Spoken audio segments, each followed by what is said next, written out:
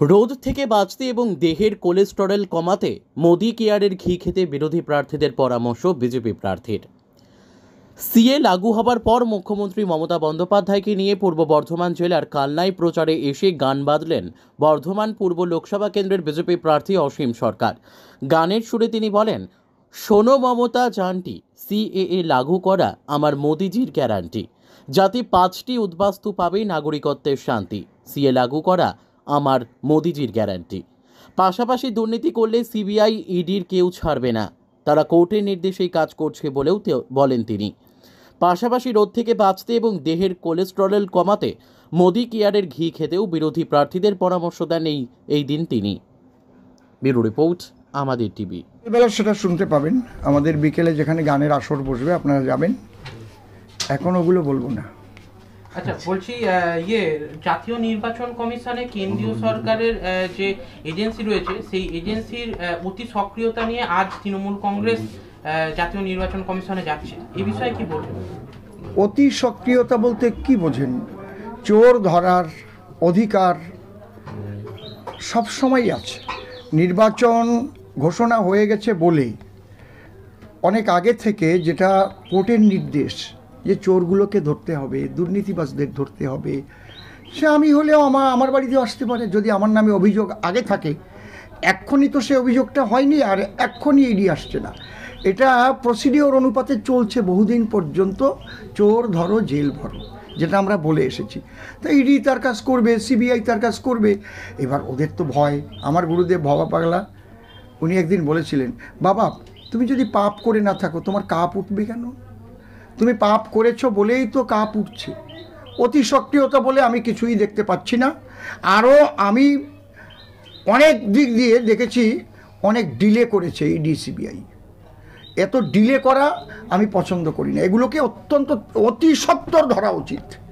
মানুষ তাকিয়ে আছে, বাংলার মানুষ, সে যে হোক, যে পার্টির হোক, যে দুর্নীতি করেছে তাকে ধরতে হবে। ইলেকশনের মতো চলবে, চোরেদের ধরা সেটা ইডি সিবিআই কাজ করে চলবে, তারা কোর্টের নির্দেশে কাজ করছে। আবার অতি সক্রিয়তা কোথায় পেলাম আমি তো অতি সক্রিয়তা বলতে কিছুই এখনো দেখিনি। অতি সক্রিয়তাই যদি হতো তাহলে এতদিন রাঘব বলগুলো অনেক আগেই তিহার জেলে চলে যেত।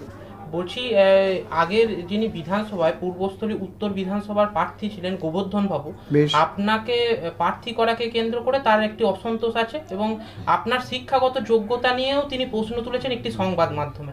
কি বলবেন বিষয়টা? ওনাকে আমি শ্রদ্ধা জানাই, উনি ঠিক বলেছেন। আমি যদি যতটুকু লেখাপড়া জানি, উনি জানেন যেটা, সেটাই তো বলেছেন। উনি খারাপ কিছু বলেননি তো। ওনাকে আমি কেন নিন্দামন্দ করতে যাব?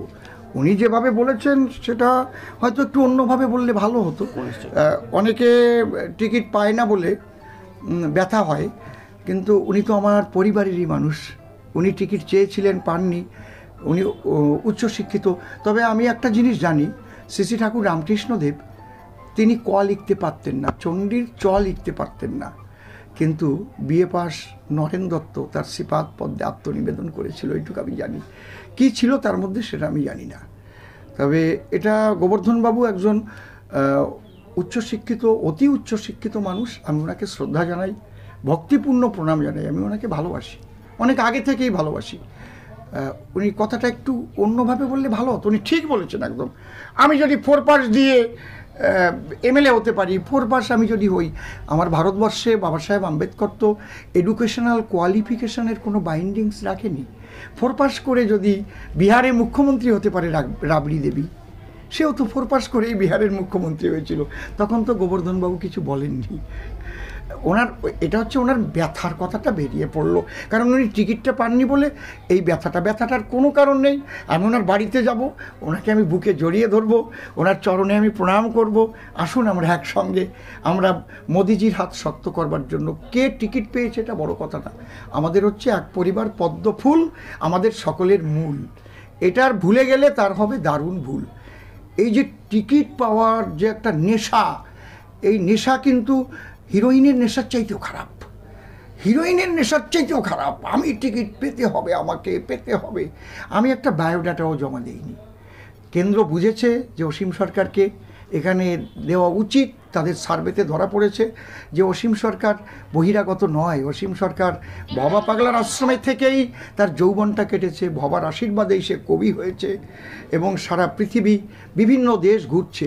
এই সার্ভেতে ধরা পড়েছে যে সেখানকার মানুষ 80% মানুষ, যদি ভোটারদের কাছে আপনি জিজ্ঞেস করবেন অসীম সরকারকে চেনেন, যদি বলে চিনি না, 100 জনের মধ্যে 80%, এই লোকসভায়, অল লোকসভার কথা বলছি আমি, শুধু অল লোকসভা নয়, অল বেঙ্গলের কথা বলছি, শুধু অল বেঙ্গল নয়, অল ওয়ার্ল্ডের কথা বলছি, যেখানে যেখানে বাঙালি আছে, একদম টোটাল ভারতের যেখানে যেখানে বাঙালি এবং অল ওয়ার্ল্ডে আন্তর্জাতিক স্তরে যেখানে বাঙালি আছে জিজ্ঞেস করবেন অসীম সরকারকে চেনেন।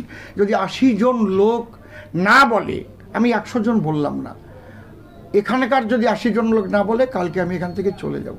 আচ্ছা, বলছি হচ্ছে কি আগের যিনি লোকসভার প্রার্থী ছিলেন পরেশ বাবু, হ্যাঁ, তাকে মানে নাকি আপনারা ডাকছেন না, তিনি হচ্ছে কমিটিতেও আছেন, তারা প্রচার পাচ্ছেন না, তিনিও একটি ক্ষোভের কথা বলেছেন, তিনি ডাক পাচ্ছেন। আচ্ছা, এইটা সাংগঠনিক ব্যাপার, এই বিষয়ে আমি বলতে পারবো না। সংগঠনের সঙ্গে এটা আমার জেলা সভাপতি বলতে পারবেন ব্যাপারটা।